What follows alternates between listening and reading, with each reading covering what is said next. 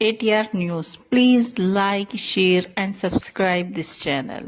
ज़्यादा से ज़्यादा ATR News को सब्सक्राइब करिए. Thank you. क्यों भाई ऐसी आवाज नहीं चलेगी?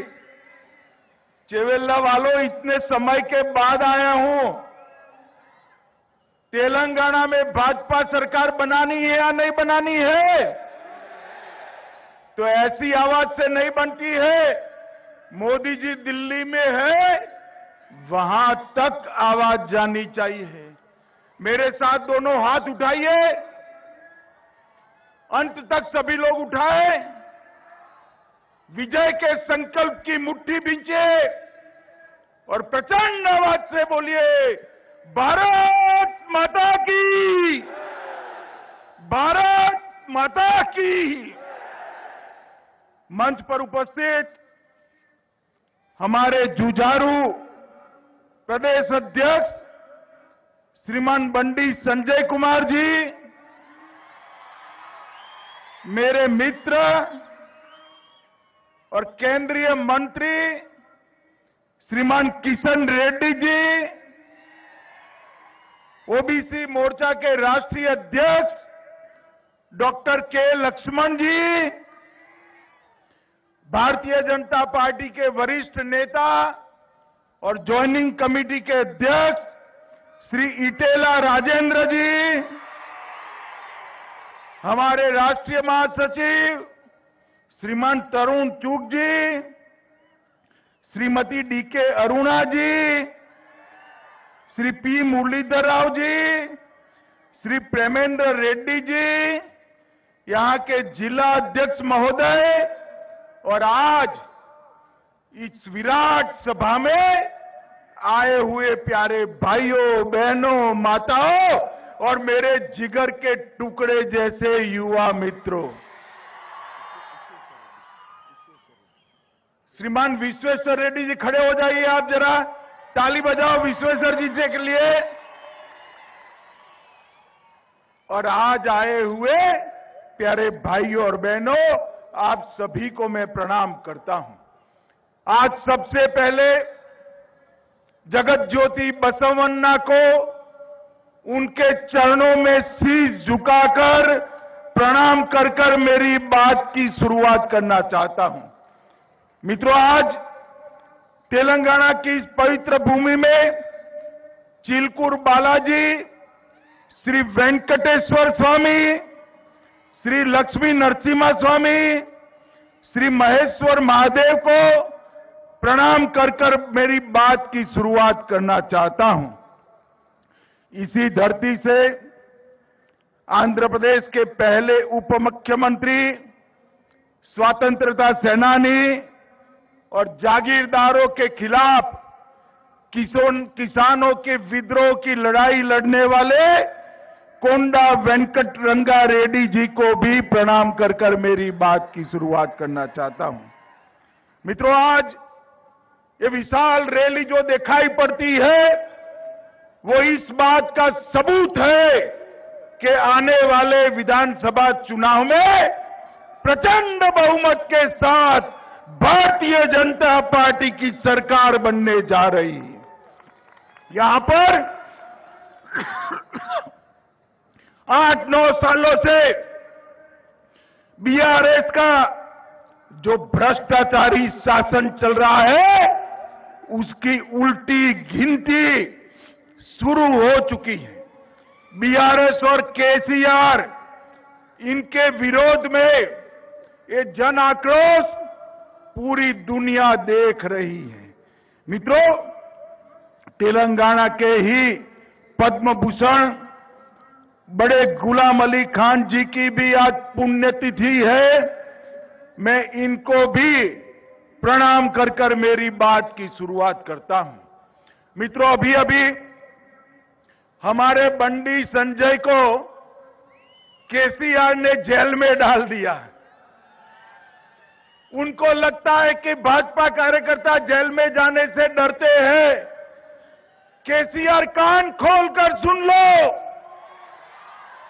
यहां एक एक कार्यकर्ता आपके अत्याचार और जुर्म सहने से डरता नहीं है. हमारी लड़ाई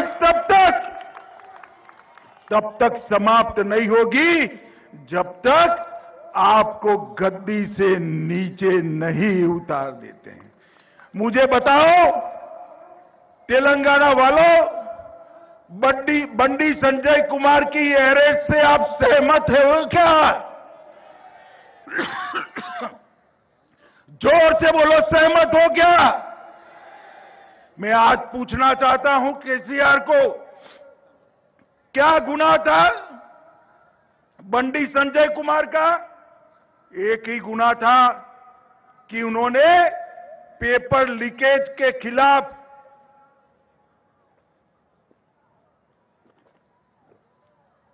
युवाओं के अधिकार के लिए आवाज उठाई।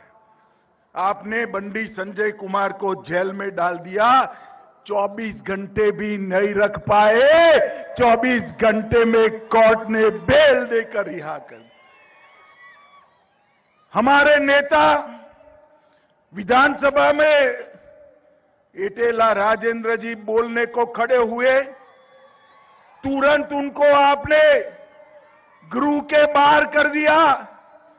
क्या समझते हो कि आप बोलने नहीं दोगे तो हम तेलंगाना की जनता को हमारी बात नहीं करेंगे?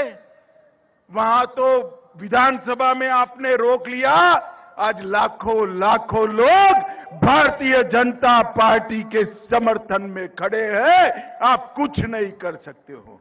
माताओं, भाइयों, बहनों, यहां की पुलिस का कंप्लीट पॉलिटिसाइजेशन हो चुका है, प्रशासन का संपूर्ण राजनीतिकरण हुआ है और वेलफेयर स्कीम भी जो मोदी जी भेजते हैं नीचे तक नहीं पहुंचने देते हैं, नीचे तक नहीं पहुंचने देते।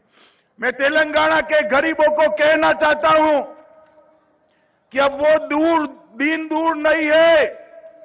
केसीआर कितना भी कर ले, वो आपको मोदी जी से दूर नहीं कर सकता। आने वाले चुनाव के अंदर प्रचंड बहुमत के साथ भारतीय जनता पार्टी की सरकार बनने वाली है।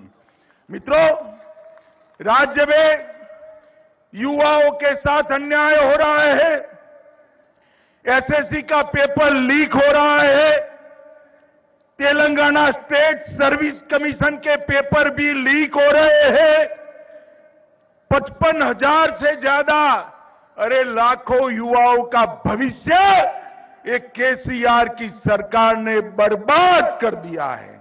केसीआर चुनाव के मैदान में ये युवा आपका हिसाब किताब करने के लिए तैयार है।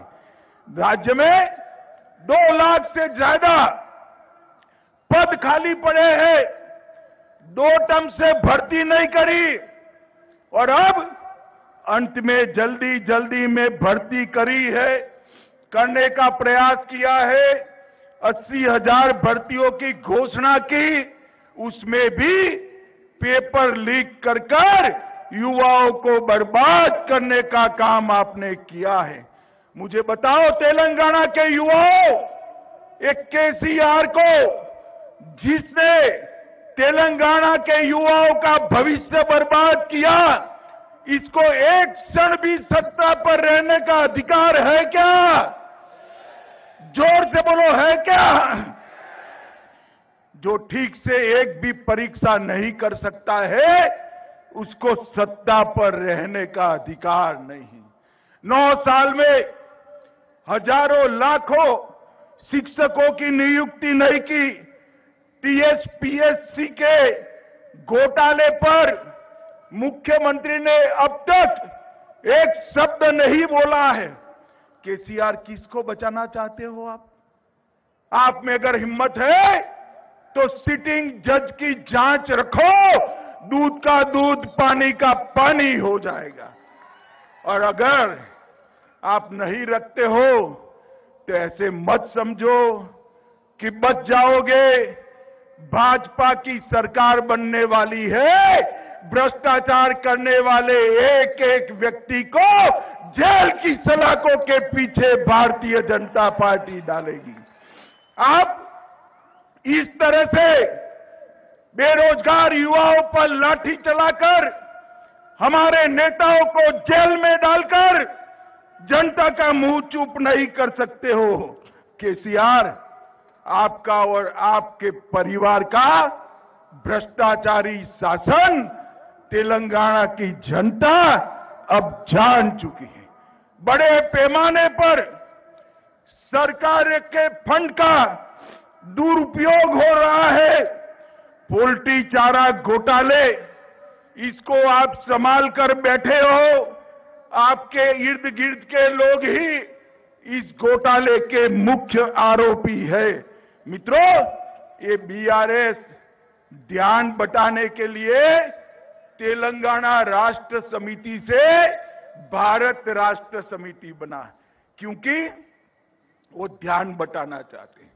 भैया केसीआर, तेलंगाना में ही आपका काम तमाम होने वाला है, भारत की कहां बात करते हो।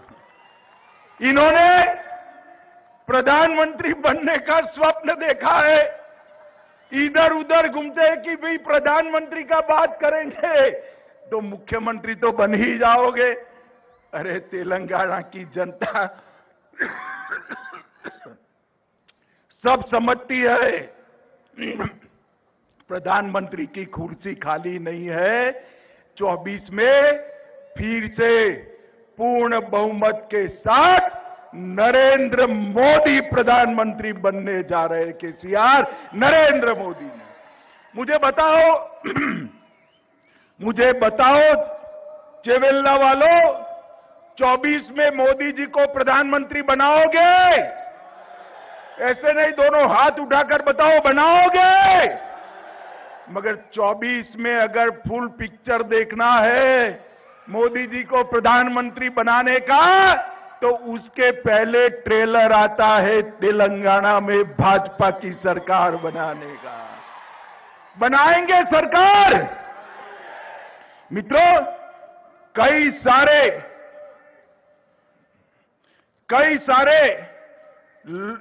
प्रोजेक्टों में भ्रष्टाचार की गंगा बहाई है। इन्होंने तेलंगाना को अपने परिवार के लिए एटीएम बनाकर रखा है। मगर अब तेलंगाना की जनता जागरूक हो गई है और मैं तेलंगाना की जनता को कहने चाहता हूं, निर्लज्जता के साथ, कोई शर्म के बगैर ओवैसी के एजेंडे पर एक केसीआर चलते हैं। वो तेलंगाना का स्वतंत्रता दिन भी नहीं मनाते हैं। मुझे बताओ, सरदार पटेल ने तेलंगाना की रचना की, निजाम को भगाया। तेलंगाना स्वतंत्रता दिन मनाना चाहिए या नहीं मनाना चाहिए? जोर से बोलिए, मनाना चाहिए या नहीं मनाना चाहिए? मैं आपको वादा करते जाता हूं, मोदी जी के नेतृत्व में भारतीय जनता पार्टी की सरकार बनाइए। हैदराबाद में परेड ग्राउंड में पूरी दुनिया देखे ऐसा तेलंगाना स्वतंत्रता दिन हम मनाएंगे। हम नहीं डरते हैं मजलिस से। मजलिस आपके लिए मजबूरी है, भारतीय जनता पार्टी के लिए नहीं।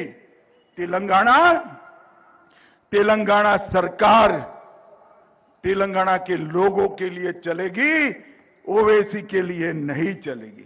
मित्रों, 2 बेडरूम हॉल किचन की स्कीम में भी माइनॉरिटी का रिजर्वेशन किया, संविधान विरोधी मुस्लिम रिजर्वेशन शिक्षा में किया और कई सारी बातें की। मैं यहां कहकर जाता हूं, भारतीय जनता पार्टी की सरकार बनेगी तो एक गैर संवैधानिक मुस्लिम रिजर्वेशन को हम समाप्त कर देंगे। ये अधिकार तेलंगाना के एससी, एसटी और ओबीसी का है, वो अधिकार उनको मिलेगा और मुस्लिम रिजर्वेशन को हम समाप्त कर देंगे। मित्रों, बीआरएस का चुनाव चिन्ह क्या है भाई, बताओ तो जरा, क्या है? कार है कार। ये कार का स्टीयरिंग किसके पास है? किसके पास है? किसके पास है? अब स्टीयरिंग मजलिस के पास है तो कार की दिशा अच्छी हो सकती है क्या? हो सकती है क्या? अरे कमल को वोट दीजिए भैया, कमल को वोट दीजिए। कमल पर बैठकर महालक्ष्मी वैभव लक्ष्मी तेलंगाना में उतरेगी। ये कार का स्टीयरिंग, ये कार का स्टीयरिंग मजलिस के पास है, ओवैसी के पास है। वो तेलंगाना का भला नहीं कर सकती। ये नक्शा भी बनाते हैं भारत का तो उस पर कश्मीर आधा दौड़ते हैं। आधा कश्मीर बताकर आपने भारत का अपमान किया है। मजलिस को खुश करने के लिए इसका तेलंगाना की जनता आपसे जवाब मांगेगी। मित्रों, मोदी जी ने तेलंगाना के लिए ढेर सारा काम किया है। 8 साल में हाईवे की लेंथ 2 गुनी कर दी है। लगभग 1 लाख करोड़ रुपया तेलंगाना के हाईवे के लिए खर्च किया है। हमने यहां पर रैली के ठीक बगल में हैदराबाद बीजापुर हाईवे के लिए पैसा दिया था, मगर तेलंगाना ने, केसीआर ने भूमि अधिग्रहण नहीं करा। वो 5 साल लेट हो गए और जो चेवल्ला की जनता को जो फायदा मिलने वाला था वो नहीं मिला है। मित्रों, भारतीय जनता पार्टी की सरकार, मैं कांग्रेस वालों से और केसीआर से पूछना चाहता हूं कि जब हमारी सरकार बनी, केंद्र में मोदी जी आए, उसके पहले के बजट में तेलंगाना को क्या मिलता था?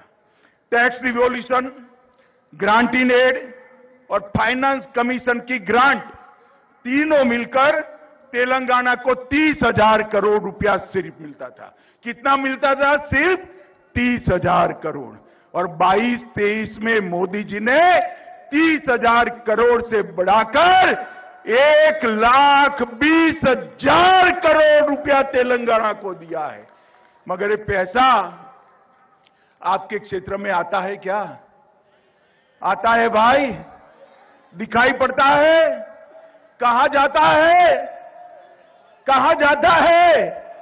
आप समझ रहे हो, ये भ्रष्टाचार की भेंट चल गया है। एक बार भारतीय जनता पार्टी की सरकार बना दो, मोदी जी 1 रुपया भेजेंगे, तेलंगाना सरकार 25 पैसा ऐड कर 1 रुपया 25 पैसा तेलंगाना की जनता के पास भेजेगी। तेलंगाना की जनता के पास भेजेगी। 3 सालों में कैपिटल इन्वेस्टमेंट स्कीम के तहत, ग्रामीण इंफ्रास्ट्रक्चर के तहत नाबार्ड द्वारा 16,000 करोड़ रुपया दिया है। रेलवे के तहत 31,000 करोड़ रुपया नए प्रोजेक्ट के लिए हमने दिया है। रामगुंडम फर्टिलाइजर प्लांट 6200 करोड़ रुपए की लागत से हमने बनाया है। Hyderabad multi modal transport system का विस्तार शंकरपल्ली से आगे बढ़ते हुए विकासाबाद तक करने का काम ये भारतीय जनता पार्टी की सरकार करी है। बोलारम, मेडचल और फलकनुमा उमदानगर के बीच एमएमटीएस के दूसरे चरण का शुभारंभ हो चुका है। 13 नई एमएमटीएस सेवाओं का शुभारंभ हुआ है और अभी अभी मोदी जी ने जोर से तालियां बजाना कॉटन के किसानों के लिए तेलंगाना में मेगा टेक्सटाइल पार्क देने का काम हमारे नेता नरेंद्र मोदी जी ने किया है।